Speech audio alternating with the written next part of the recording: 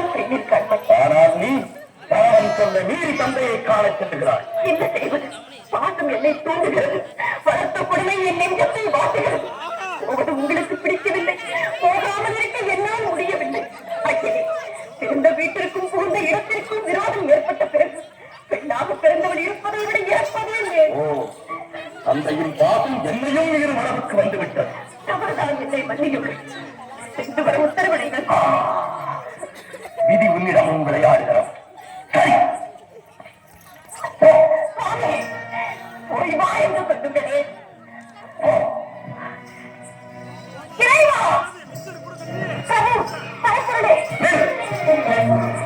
எங்கு வந்தாய்? எனக்காக வந்தாய்? எந்த முகத்தோடு என்னை பார்க்க வந்தாய்?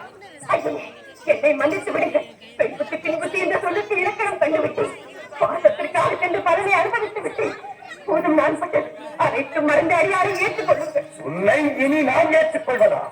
யார் நீ? நான் யாரும் முனைப்புடனா மாற்றி விட்டீர்கள். நினைத்தாரும் எனக்கு வரவில்லை.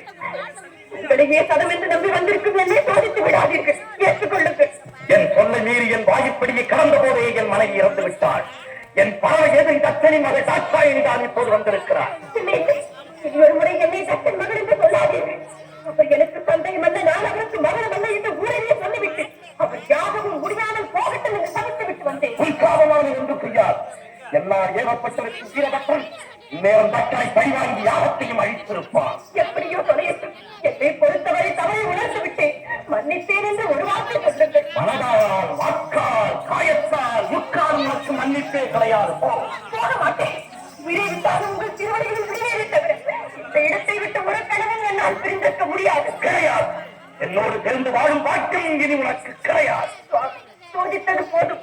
இனி வேதனையை என்னால் தாழ முடியாது. ஏற்றுக்கொள்ளுங்கள். பக்தி இரவை மறந்து தத்தன் மகன்ற பாகத்தால் தவறு செய்து விட்டாய். இதற்கு தக்க தண்டனை நீ என்னை புரிந்திருக்க வேண்டியது. தவறு செய்வது மனித இனம், மன்னிப்பது தெய்வீக குணம் என்ற உலகிற்கே உபதேசம் செய்த தாங்களா இப்படி பேசுகிறீர்கள்? தவறுக்கு மன்னிப்பே கிடையாது. போ. அப்படி முயற்சி விடாதீர்கள். எதை பிரிந்து தனிமையில் இருக்க வேண்டாம். எனக்கு தேவையில்லை. உலகில் நாமே தனித்து இயங்கிக் கொள்வோம். உறுதியாகத்தான் சொல்கிறீர்களா? இறுதியாகவும் சொல்லுகிறேன். எங்கே? என்னை பார்த்து இரு முறை சொல்லுங்கள். உனக்கு பார்க்கவும் தயாராகில்லை. ஈசனே, என் துறையின் முன்னால் ஒரு காலம் தனித்து இயங்க முடியாது என்பதை நன்றாக நினைவில் வைத்துக் கொள்ளும். சக்தி ஆர்வத்தால் அழியாதே. சர்வம் சிவமயம். சப்தரிஷிகள், பூதகணங்கள் மற்றும் உங்கள் சகாக்கள் அனைவரையும் அழைத்து கேளுங்கள். சக்தி இல்லையே சிவம் இல்லை என்று தக்க பதில் கூறுவார்கள். தகாத வார்த்தைகள் பேசாதே. சிவம் தான் உலகில் சிறந்தது. இல்லை, சக்திதான் உலகில் உயர்ந்தவள். சிவம் இல்லையே சக்தி இல்லை. சக்தி இல்லையே சிவம் இல்லை. சிவம் தான் பெரிய, சக்தி தான் பெரிய. ஆணுக்கு பெண் அடிமை. அந்த ஆணையும் பெற்றுத் தருவது பெண்மை. நீ இன்றி நான் உண்டு, நான் இன்றி நீர் இல்லை.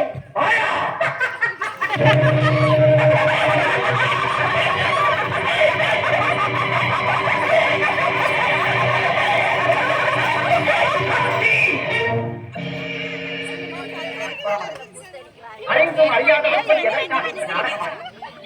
சக்தி இல்லையே சிவம் இல்லை, சிவம் இல்லையே சக்தி. சிவம் ஏற்படுத்துவதுதான் நம் தனி சிவசக்தி சமைக்கிறாய்.